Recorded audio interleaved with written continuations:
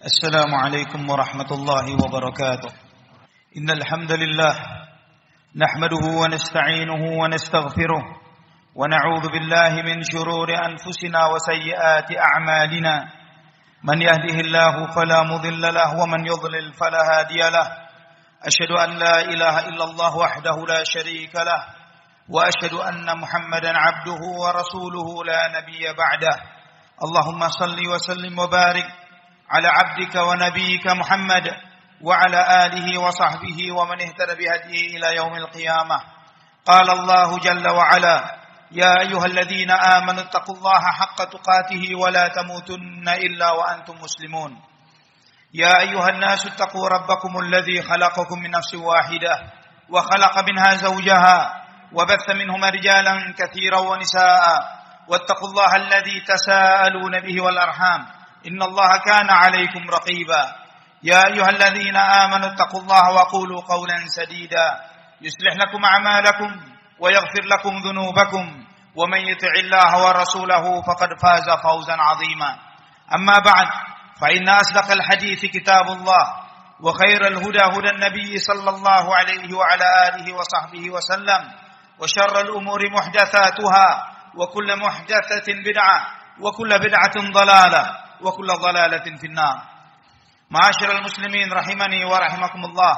Alhamdulillah, segala puja dan puji hanya untuk Allah Subhanahu wa taala, Ar-Rahmanur Rahim. Allah Subhanahu wa taala yang Maha Pengasih dan Maha Penyayang, yang Maha mengasihi hambanya, yang Maha tahu akan kapasitas hambanya.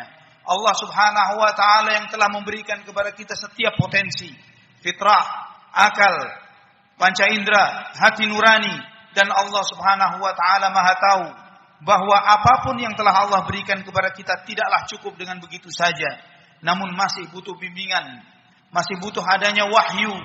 Maka oleh karena itulah Allah Subhanahu wa taala mengutus para nabi dan utusannya. Dipilihlah manusia-manusia terbaik dengan akal-akal yang paling sempurna, dengan sifat yang paling unggul dan mulia, dengan nasab yang dipilihnya, dengan hati yang paling bersih. Dipilih dari setiap generasi orang-orang terbaik tersebut untuk menerima risalah dan wahyunya dan menyampaikan risalah dan wahyu ini kepada hamba Allah Subhanahu wa taala. Allah Subhanahu wa taala menjaga risalah ini. Ikhwatal iman rahimani wa rahimakumullah. Maka kita melihat bagaimana Nabi kita Muhammad sallallahu alaihi wasallam menyampaikan risalah wahyu ini. Huwallazi ba'atha fil ummiyina rasulan minhum yatlu 'alaihim ayatihi wa yuzakkihim wa yu'allimuhumul kitaba wal hikmah wa in kanu min qablu lafi dhalalin mubin.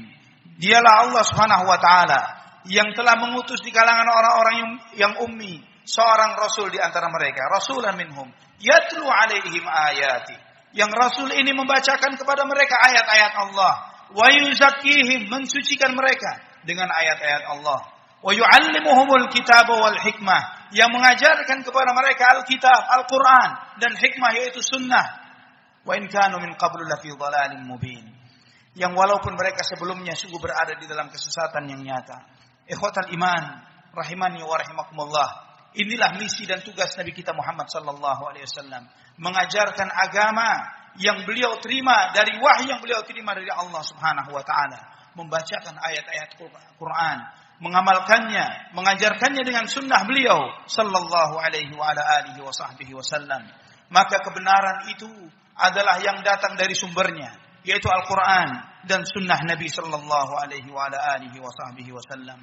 Ikhwatal iman, namun dengan berjalannya waktu, dengan mulai banyaknya syahwat dan kepentingan manusia, maka beragamlah orang memiliki kepentingan terhadap masing-masing ayat dan sunnah Nabi sallallahu alaihi wasallam.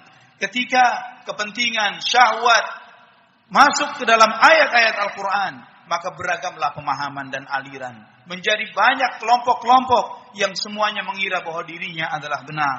Dan ketika pemahaman terhadap bahasa Arab menjadi melemah di kalangan kaum muslimin, maka begitu banyaknya dan mudahnya kaum muslimin yang ditipu, dibohongi dengan dai-dai dan ustaz-ustaz yang mereka ini membolak-balikkan makna dari ayat dan hadis Nabi sallallahu alaihi wasallam. Jika generasi pertama dari umat ini Generasi yang dimana para sahabat masih hidup. Kita membaca di dalam sirah bagaimana berapa banyaknya dari orang-orang yang hidup di masa Abu Bakar yang mereka tertipu dan mengikuti Musailamah al-Kadzdzab, si pendusta, nabi yang mengaku nabi palsu. Dia mengaku nabi ketika Nabi SAW masih hidup, dan itu pun banyak pengikutnya. Apalagi di zaman generasi yang semakin jauh dari zaman Nabi kita Muhammad SAW, yang wahyu Al-Quran dan Sunnah semakin jauh dari kehidupan kita, dan yang menjadi imam, menjadi qudwah di dalam kehidupan kita adalah syahwat dan nafsu kita, kepentingan-kepentingan kita, dan kemauan-kemauan kita. Kecenderungan ini, dan bahkan didukung oleh sebagian ustadz dan da'i yang ketika mengajarkan kepada kita tentang agama, menyampaikan keberagaman pendapat dan pikiran, menyampaikan beragamnya pemahaman dalam agama, dan mempersilahkan kepada umat untuk memilih sesuai dengan kecenderungannya. Ketika masyarakat dan orang-orang awam yang tidak memiliki dasar ilmu agama, tidak memiliki kecukupan pemahaman, kemudian diberikan kepada mereka kebebasan untuk memilih. Ada pendapat A, B, C, dan silahkan pilih yang mana bagi Anda. Apa standarnya? Apa standar yang dipakai oleh orang-orang awam untuk mengambil pilihan dari pendapat-pendapat yang beragam ini? Tidak lain dan tidak bukan, itu adalah hawa nafsunya. Kecenderungan hawa nafsu. Menurut saya yang enak adalah ini. Menurut saya yang enak adalah itu dan yang lain sebagainya. Dan inilah contoh dai-dai yang mereka bukan mengajak umat manusia untuk beriman kepada Allah Subhanahu wa taala, beribadah kepada Allah dengan sebenarnya, tapi mengajak umat untuk cenderung mengikuti hawa nafsu yang ada pada diri mereka masing-masing. Ikhwatal iman, bagi kita yang mengharapkan kemurnian agama Islam ini, maka hendaklah mereka mencarinya dari sumber utamanya, sebelum dikotori dengan akal pikiran, sebelum dikotori dengan kepentingan-kepentingan, yaitu wahyu. Qala Allah wa qala Rasulullah sallallahu alaihi wasallam. Hanya itu warisan Nabi kita Muhammad sallallahu alaihi wasallam, tidak ada yang lain. Nabi sallallahu alaihi wasallam ketika menyampaikan al-ulama warathatul anbiya, para ulama adalah pewaris para nabi. Ulama yang bagaimana? Yaitu yang benar-benar menyampaikan warisan Nabi Muhammad sallallahu alaihi wasallam. Apa warisan Nabi kita Muhammad SAW yang sampai kepada kita dengan utuh sampai hari ini? Al-Quran dan sunnah beliau sallallahu alaihi wa ala alihi wa sahbihi wasallam. Wahyu ini ibaratnya adalah air, dan akal adalah wadah untuk menadahnya. Semakin bersih akal itu, semakin utuh wahyu ini sampai kepadanya. Maka karena tidak ada akal dan hati yang lebih bersih dan jernih melebihi akal dan hati Nabi kita Muhammad sallallahu alaihi wasallam, maka Allah berikan wahyu itu kepada beliau sallallahu alaihi wasallam. Setelah beliau, karena tidak ada hati yang lebih bersih melebihi hati para sahabat radhiyallahu anhum ajma'in, muhajirin wal ansar, yang di antara imam-imam mereka adalah al-khulafaur rasyidun, Abu Bakar wa Umar wa Uthman wa Ali radhiyallahu anhum ajma'in. Maka Allah titipkan amanah ajaran Muhammad sallallahu alaihi wasallam kepada mereka. Kemudian kepada generasi sesudahnya tabi'in, yang kemudian diemban oleh imam-imam yang mukhlisin, imam-imam kita, Imam Abu Hanifah, Imam Malik, Imam Syafi'i, Imam Ahmad bin Hanbal, dan imam-imam yang lainnya yang tidak disebut di dalam kitab-kitab sejarah. Namun jasa mereka lah yang menjadi guru-guru dari imam-imam tersebut. Ikhwatal iman rahimani wa rahimakumullah. Maka Nabi sallallahu alaihi wasallam pernah menyampaikan dalam sabdanya, "Ana amanatun li ashabi, fa idza dhahabtu ata ashabi ma yu'adun, wa ashabi amanatun li ummati, fa idza dhahaba ashabi ata ummati ma yu'adun." Aku adalah penjaga bagi para sahabatku. Ketika aku nanti pergi, maka akan terjadi pada sahabatku apa yang telah dijanjikan kepada mereka. Dan para sahabatku adalah penjaga bagi umatku. Ketika mereka hilang generasi itu, maka akan terjadi pada umat ini apa yang telah dijanjikan kepada mereka. Al-Quran, Islam tidak diambil kecuali dari sumbernya, yaitu Al-Quran dan sunnah Nabi sallallahu alaihi wasallam. Al-haqqu min rabbik, fala takunanna minal mumtarin. Kebenaran itu adalah yang datangnya dari Tuhanmu, maka janganlah kamu menjadi orang yang ragu. Fama ba'dal haqqi illa dhalal. Setelah datangnya kebenaran dan sempurnanya kebenaran itu, semua bubuhan dan tambahan yang muncul sesudahnya adalah kesesatan. Ikhwatal iman rahimani wa rahimakumullah. Bukan berarti kemudian kita mengecilkan akal. Karena sempurnanya Quran dan Sunnah tidak akan bernilai bagi orang-orang yang tidak memiliki akal. Demikian pula sebaliknya, sempurnanya akal tanpa bimbingan wahyu pasti tersesat. Tidak akan mungkin benar ketika seseorang mengamalkan Quran dan Sunnah kecuali dengan kesempurnaan akal. Maka di antara kaidah yang ditegaskan oleh para ulama bahwa akal yang lurus tidak akan menyelisihi nas yang jelas dari Quran dan Sunnah Nabi sallallahu alaihi wasallam. Ketika terjadi perbedaan, pertentangan antara akal dengan wahyu, mana yang harus didahulukan? Wahyu. Karena wahyu ini sumbernya adalah ilmunya Allah Subhanahu wa taala yang maha sempurna. Dan akal sumbernya adalah manusia yang penuh dengan kelemahan. Akal ini bagaikan panca indera, bagaikan mata. Yang sedangkan nakal Al-Quran dan sunnah Nabi SAW adalah bagaikan cahaya. Mata setajam apapun dia bisa melihat, ketika tidak ada cahaya sama sekali, mata tidak akan berfungsi. Demikian pula dengan akal manusia, ikhwatal iman. Sehebat apapun akal itu, namun jika tidak dibimbing oleh wahyu, maka tidak akan berfungsi apapun yang ada. Allah Subhanahu wa taala berfirman dalam surat Al-An'am ayat 122, "Awaman kana maitan fa ahyainahu wa ja'alna lahu nuran yamshi bihi fil nasi kaman mathaluhu fil dhulumat." Apakah orang-orang yang mati kemudian kami hidupkan dia dan kami jadikan baginya cahaya yang dengannya dia berjalan di antara manusia, apakah sama dengan orang yang berjalan di dalam kegelapan? Orang yang berakal namun tidak dibimbing dengan wahyu berjalan di dalam kegelapan. Ikhwatal iman rahimani wa rahimakumullah. Seorang yang berakal dia mengambil manfaat dengan akalnya di dalam kehidupan dunianya. Demikian pula sama seperti binatang dengan potensi naluri yang telah Allah berikan kepada masing-masing binatang itu. Mereka berjalan, mereka terbang, mereka membuat sarangnya, mereka menghindar dari musuhnya. Semua potensi itu ada kepada setiap makhluk yang Allah berikan kepada mereka. Namun manusia dengan akalnya, dia tidak akan bisa dengan sendirinya mengetahui siapa Tuhannya. Apa yang harus dilakukan untuk menjalani kehidupan dunia ini, apa yang Allah cintai dan Allah benci, yang harus dia kerjakan dan yang harus dia jauhi. Dia tidak akan bisa menjangkau dengan akalnya. Kemana nanti setelah kehidupan dunia ini? Apa itu mati? Kemana setelah kematian? Ini tidak akan bisa terjawab kecuali mereka-mereka yang di bawah bimbingan wahyu dari Allah Subhanahu wa taala. Allah berfirman dalam surat Al-Baqarah ayat 257, "Allahu waliyul ladzina amanu yukhrijuhum minadh dhulumati ilan nur, wal ladzina kafaru awliya'uhumut taghutu yukhrijunahum minan nuri iladh dhulumat." Allah adalah wali, Allah adalah penolong orang-orang yang beriman. Allah mengeluarkan mereka dari kegelapan-kegelapan menuju cahaya. Adapun orang-orang kafir, penolong-penolong mereka adalah taghut yang mengeluarkan mereka dari cahaya menuju kegelapan. Cahaya yang Allah sebutkan nur dengan mufrad, dengan tunggal, menunjukkan sumbernya satu dari Allah Subhanahu wa taala, tidak bercabang. Sumber itu satu dari Allah Subhanahu wa taala dan tidak bercabang. Walaupun cahaya itu beragam warnanya, sinarnya bisa berupa Quran maupun sunnah Nabi sallallahu alaihi wasallam, maka Allah perintahkan kepada kita, "Ya ayyuhalladzina amanu atti'ullaha wa atti'ur rasul." Wahai orang-orang yang beriman, taatlah kalian kepada Allah dan taatlah kalian kepada Rasulullah SAW.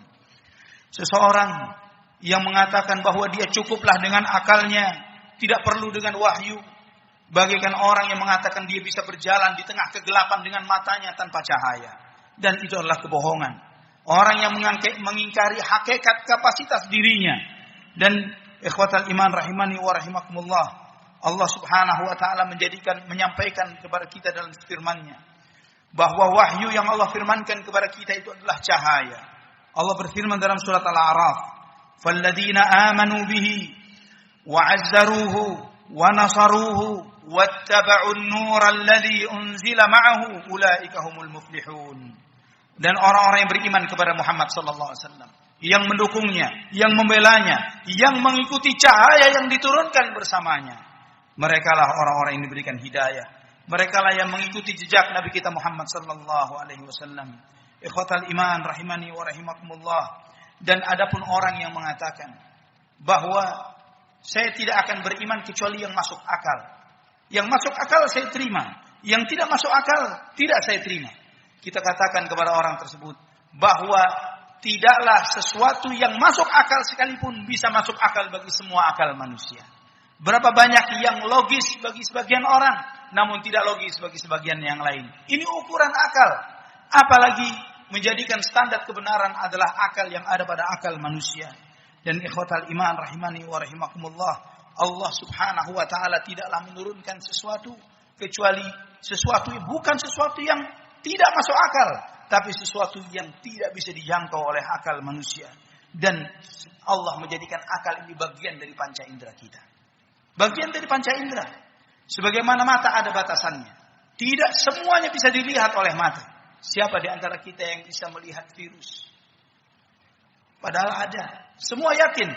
Bukan berarti karena tidak bisa dilihat oleh mata kemudian kita mengingkari keberadaannya. Kita meyakininya. Ada. Tapi panca indera kita, mata kita tidak bisa melihatnya.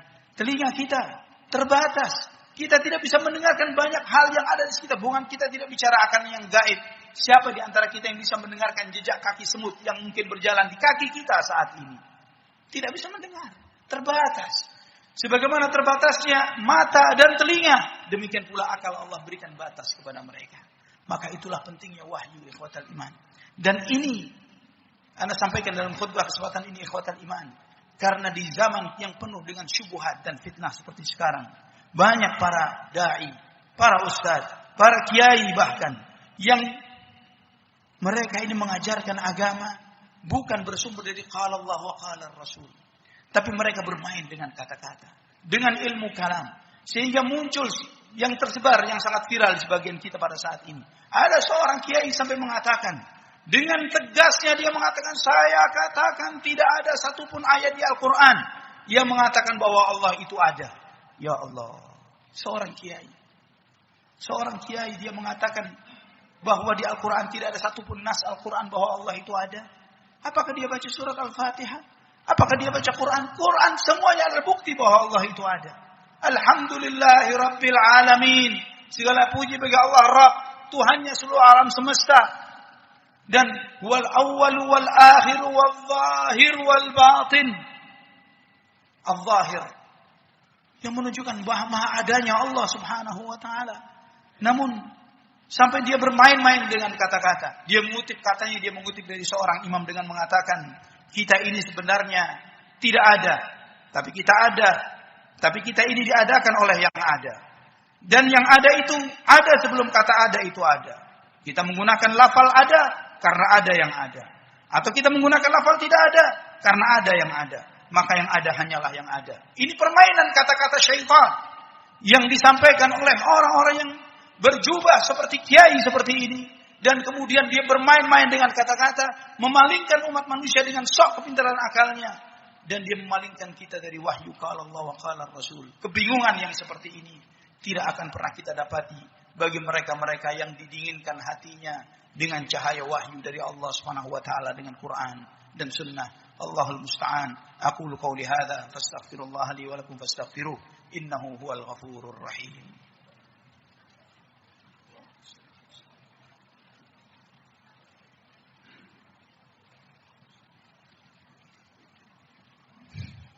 Alhamdulillah wassalatu wassalamu ala Rasulillah wa ala alihi wa sahbihi wa man walah.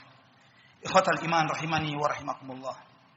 Di antara yang merusak pemahaman terhadap keislaman adalah suatu ilmu yang sangat tidak dibutuhkan oleh manusia, bahkan merusak kehidupan manusia, yaitu ilmu filsafat, ilmu kalam, ilmu mantiq. Yang mereka ini sebagaimana namanya, filsafat ini mencari hakikat kebenaran sesuatu hanya bersumber dengan akal saja.